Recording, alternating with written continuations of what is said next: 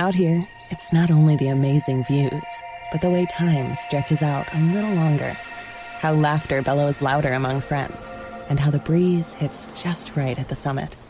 With All Trails, you can discover and experience the best of nature, with over 450,000 trails worldwide and navigation right at your fingertips. Find your outside with All Trails. Download the free app today and find your next outdoor adventure. On today's Smart 7, Trump signs trade deal with EU on his Scottish golf course, the Lionesses grab Euro glory and much more. It's Monday 28th of July, it's Milk Chocolate Day, and happy birthday, Soldier Boy. The Smart 7. It's news, but not the news.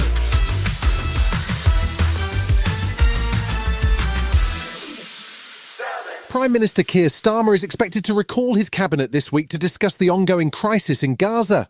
The weekend saw the first airdrops of aid from Jordan and the UAE, while Israel announced what it called tactical pauses in fighting during daylight hours around Gaza City and Deir al-Balah to allow more aid to flow. There's been increasing pressure on Starmer to join French President Macron and recognise the Palestinian state to give those in Gaza a firmer footing for a ceasefire. 220 MPs have written to the PM to ask for him to act. Treasury Secretary James Murray says recognition is a complex process. You can only recognise a state once, and so we need to make sure that when we do that, we use it to maximum effect, to galvanise change. He's working with international allies to get that pathway to peace, and that pathway to peace has to bring immediate relief to people on the ground. The weekend saw Band-Aid founder Bob Geldof add his voice to those calling for action and an urgent increase in the level of food and medical supplies for the territory.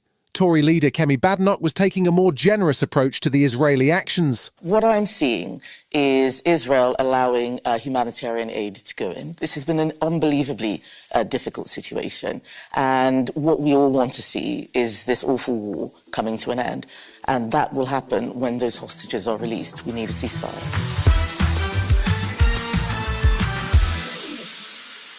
US President Donald Trump has set up camp in Scotland for the last few days. He arrived on Friday evening and has been busy playing golf at his 2 Scottish courses and squeezing in a bit of official business in between. He's due to meet UK Prime Minister Keir Starmer on Monday, but Sunday night saw EU Commission President Ursula von der Leyen meet Trump in his clubhouse to finalise details of a US-EU trade deal that will see tariffs set at 15%.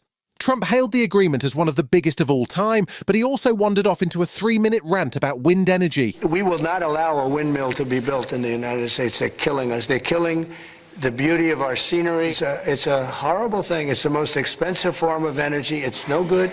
They're made in China. When they start to rust and rot in 8 years, you can't really turn them off. You can't bury them. They won't let you bury the propellers. Von der Leyen was pleased at the deal, hailing a new era of stability, although the tariffs on steel and aluminium will remain at 50%. I want to thank President Trump personally for his personal commitment and leadership to achieve this breakthrough. He's a tough negotiator, but he is also a deal maker. Resident doctors have been on strike since Friday as part of a 5-day walkout to protest over pay.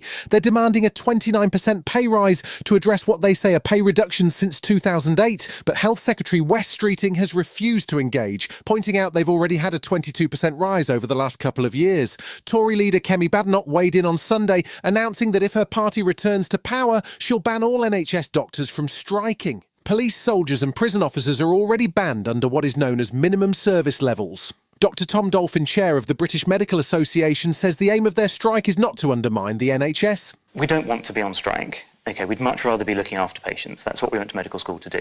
The reason that we are worried about the NHS is because doctors are being undervalued, and what we're trying to do is make sure that the offer that's there from the NHS is enough to recruit and retain the best doctors that patients deserve in the NHS. While Donald Trump has been busy in Scotland playing golf and talking about windmills, the ongoing Epstein scandal has rumbled on in the US. Trump's former defense lawyer and now US Deputy Attorney General Todd Blanche met with convicted sex trafficker and Epstein associate Ghislaine Maxwell on Thursday and Friday in Florida. Sources say she answered questions and revealed names, but she's been charged with perjury previously and is clearly hoping to have her sentence shortened or to get a pardon. Donald Trump says he could pardon her, but hasn't considered it, something which infuriated California Governor Gavin Newsom. When you're meeting with her, with your former personal attorney, and you're literally socializing, which he does. This is what he does. He tests the wall theory, throws something out. Starts to lay the groundwork. Lays the groundwork. He's serious about it. For what? Why? Still to come on today's Smart 7 in association with Metro, the Lionesses are European champions, and it's all action at the San Diego Comic-Con. Right after this. And now, a next-level moment from AT&T Business. Say you've sent out a gigantic shipment of pillows, and they need to be there in time for International Sleep Day. You've got AT&T 5G, so you're fully confident. But the vendor isn't responding, and International Sleep Day is tomorrow. Luckily, AT&T 5G lets you deal with any issues with ease, so the pillows will get delivered and everyone can sleep soundly, especially you. AT&T 5G requires a compatible plan and device. Coverage not available everywhere. Learn more at att.com/5G network.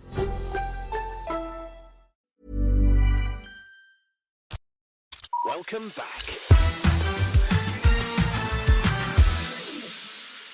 Sunday saw a rain-soaked Belgian Grand Prix, with McLaren holding their nerve to get a 1-2 for Oscar Piastri and Lando Norris, while Max Verstappen finished fourth to put his championship hopes in doubt. Sunday evening saw the Women's Euro final in Basel in Switzerland as reigning champions England took on Spain. The Spanish side scored first, but a goal from Alessia Russo put England back in it, and the game went to extra time and then penalties. Once again, Chloe Kelly was the hero, with the winning penalty to see Serena Wiegman's side retain their title. I was cool, I was composed, and I knew I was going to hit the back of the net.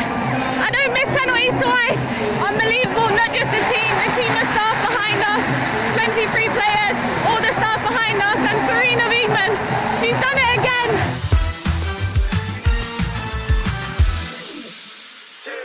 This weekend saw San Diego Comic-Con take place, and there were plenty of surprises and announcements. James Gunn appeared on a panel on Saturday and received a standing ovation from the crowd, who seemed appreciative of his efforts to reboot the DC universe, starting with the new Superman movie. John Cena also appeared in full Peacemaker costume to tease Season 2 of The Wacky Superhero, and multiple award winner and creator of Abbott Elementary Quinta Brunson also made an appearance to talk about her show's secret recipe for success. We come with a really loyal audience, and besides that, we focus on continuing to make the show funny, and we have great characters and a great writer's room, and I think that alone can help keep you pushing.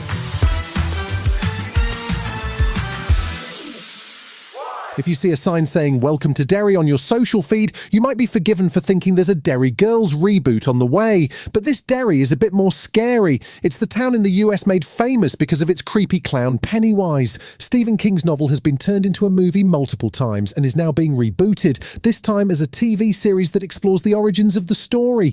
It brings back Bill Skarsgård as Pennywise and is set in the 1960s. There are 9 episodes and it's due to drop on HBO in October. Most people, they only believe what they can see with their own eyes. What is it? Answer me! I don't know! I don't know what the hell it is. People in this town, it's like the devil's animal. You've been listening to the Smart 7. We'll be back tomorrow at 7 a.m. Hit that follow button and have a great day.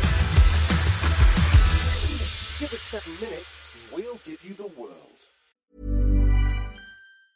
When it comes to delivering flowers for life's special occasions, trust the name that's been setting the standard for nearly 50 years. 1-800-Flowers.com. From breathtaking bouquets to one-of-a-kind arrangements, 1-800-Flowers is your authority on quality blooms. Always fresh, always stunning, always delivered with care. And right now, for a limited time, you can save up to 40% off your bouquet and make someone's day. Save up to 40% off today at 1-800-Flowers.com/ACAST. That's 1-800-Flowers.com/ACAST.